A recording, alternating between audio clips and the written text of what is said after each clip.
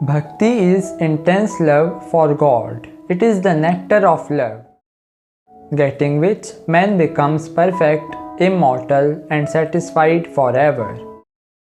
Getting which man desires no more, does not become jealous of anything, does not take pleasure in vanities. Knowing which man becomes filled with spirituality, becomes calm, and finds pleasure only in God. It cannot be used to fill any desire, itself being the check to all desires. Sannyas is giving up both the popular and the scriptural forms of worship. The Bhakti Sannyasin is the one whose soul goes unto God, and whatever militates against love to God, he rejects. Giving up all other refuge, he takes refuge in God. Scriptures are to be followed as long as one's life has not become firm. Or else there is a danger of doing evil in the name of liberty.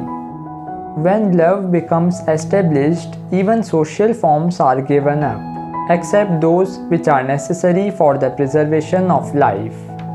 There have been many definitions of love, but Narada gives these as the signs of love. When all thoughts, all words, and all deeds are given up unto the Lord, and the least forgetfulness of God makes one intensely miserable, then love has begun.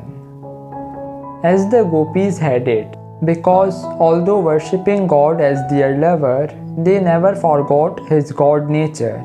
Otherwise, they would have committed the sin of unchastity. This is the highest form of love, because there is no desire for reciprocity, which desire is in all human love. Bhakti is greater than karma, greater than jnana, greater than yoga, because bhakti itself is its result, because bhakti is both means and the end.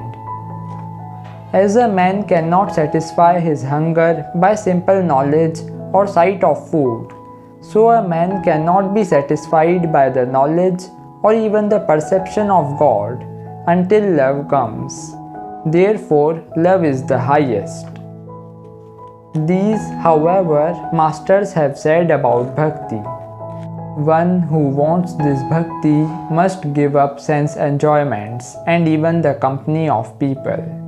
Day and night he must think about bhakti and nothing else. He must go where they sing or talk of God. The principal cause of bhakti is the mercy of a great or free soul. Meeting with the great soul is hard to obtain and never fails to save the soul. Through the mercy of God, we get such gurus.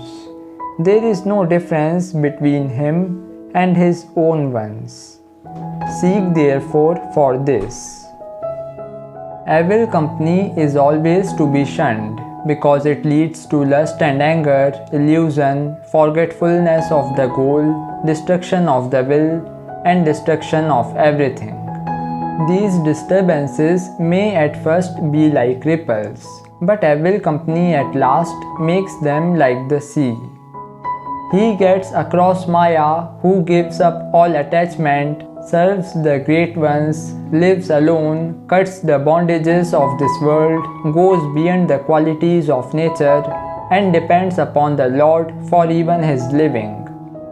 He who gives up the fruits of work, he who gives up all work and the dualism of joy and misery, who gives up even the scriptures, gets that unbroken love for God.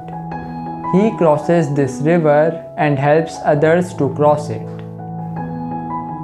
The nature of love is inexpressible, as the dumb man cannot express what he tastes, but his actions betray his feelings.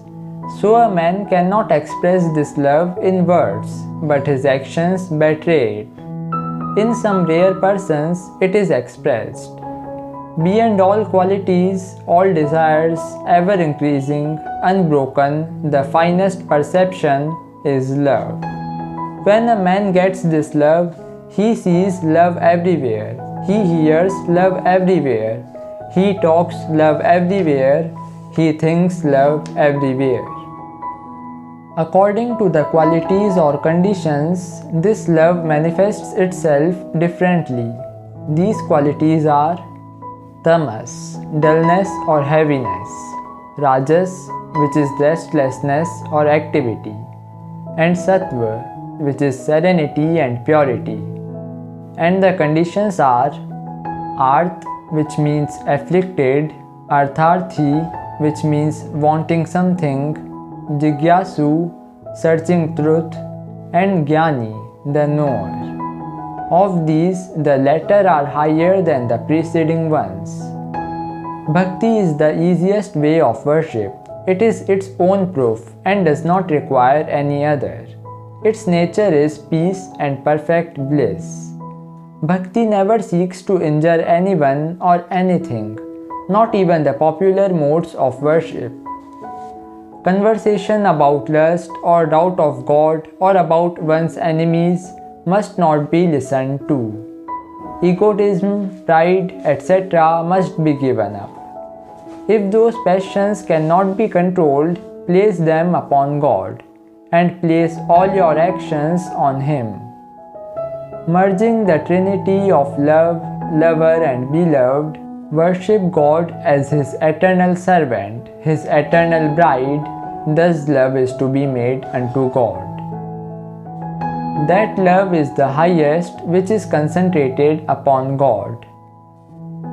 When they speak of God, their voices stick in their throats. They cry and weep, and it is they who give holy places their holiness. They make good works, good books better, because they are permeated with God. When a man loves God so much, his forefathers rejoice, the gods dance, and the earth gets a master. To such lovers, there is no difference of caste, knowledge, form, birth, gender, or wealth, because they are all gods. Arguments are to be avoided, because there is no end to them, and they lead to no satisfactory result. Read books treating of this love, and do deeds which increase it. Giving up all desires of pain and pleasure, gain or loss, worship God day and night. Not a moment is to be spent in vain. Ahimsa, which is non-killing, truthfulness, purity, mercy, and godliness are always to be kept. Giving up all other thoughts, the whole mind should day and night worship God. Thus, being worshipped day and night, He reveals Himself and makes His worshippers feel Him. In past, present, and future, love is greatest, love is greatest, love is greatest. Thus, following the ancient sages, we have dared to preach the doctrine of love without fearing the jeers of the world.